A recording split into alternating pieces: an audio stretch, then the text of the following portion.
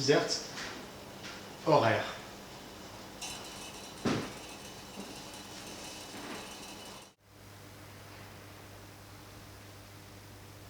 Lorsque l'on fait circuler à travers un bobinage un courant alternatif et sinusoïdal, on produit selon l'axe de la bobine un champ magnétique que l'on dit pulsant. Dans notre exemple, la direction du vecteur champ magnétique reste selon l'axe horizontal OX, mais sa norme et son sens varient respectivement avec la valeur et avec le signe de l'intensité du courant qui traverse la bobine. Le théorème de Leblanc énonce quant à lui que créer un champ magnétique pulsant est équivalent à créer deux champs magnétiques tournants en sens inverse, de même module, la valeur moitié de celle du champ pulsant. L'animation à l'écran permet de faire apparaître en tiré la règle ordinaire de construction géométrique de la somme des deux vecteurs. Ce que l'on se propose aujourd'hui, au laboratoire de physique, c'est de montrer qu'en bloquant une de ces deux solutions, on peut réussir à mettre en mouvement de rotation une aiguille aimantée, soit dans un sens, soit dans le sens opposé. Examinons tout d'abord le matériel adéquat qu'il est nécessaire de réunir. On place l'aiguille aimantée entre deux bobines identiques, aimantées en série, de manière à ce que le champ magnétique créé soit le plus symétrique possible. Pour faire circuler un courant sinusoïdal dans les bobines, on utilisera ce générateur de tension orange qui offre la possibilité de le coupler avec un circuit amplificateur. La sortie de cet étage de puissance possède des caractéristiques particulières. Vous noterez tout d'abord que l'intensité du courant maximal est de l'ordre de 1 A, contre quelques centaines de milliampères tout au plus pour un GBF ordinaire.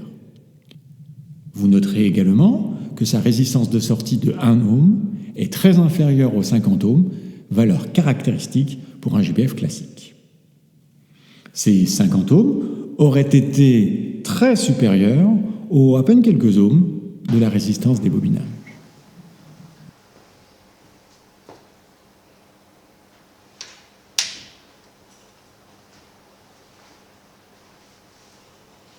Hz, horaire.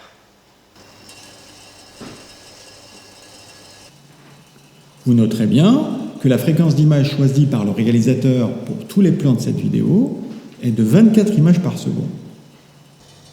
Pour un courant sinusoïdal de fréquence 6 Hz, il apparaît donc à l'écran 4 traces de la moitié blanche de l'aiguille qui forment approximativement une croix.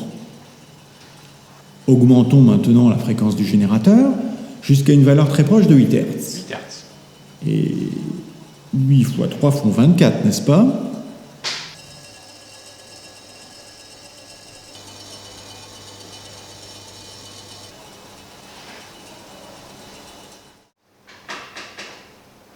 Hz, anti-horaire. Alors que l'aiguille tremblante semble hésiter, nous pouvons vérifier qu'il est possible de lui faire choisir entre guillemets, l'autre champ tournant, celui qui tourne dans le sens direct.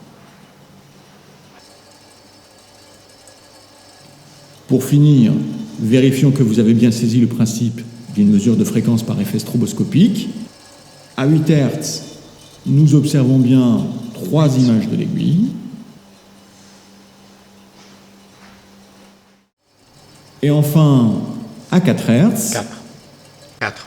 nous observons bien 6 images de l'aiguille, parce que 6 x 4 font bien 24.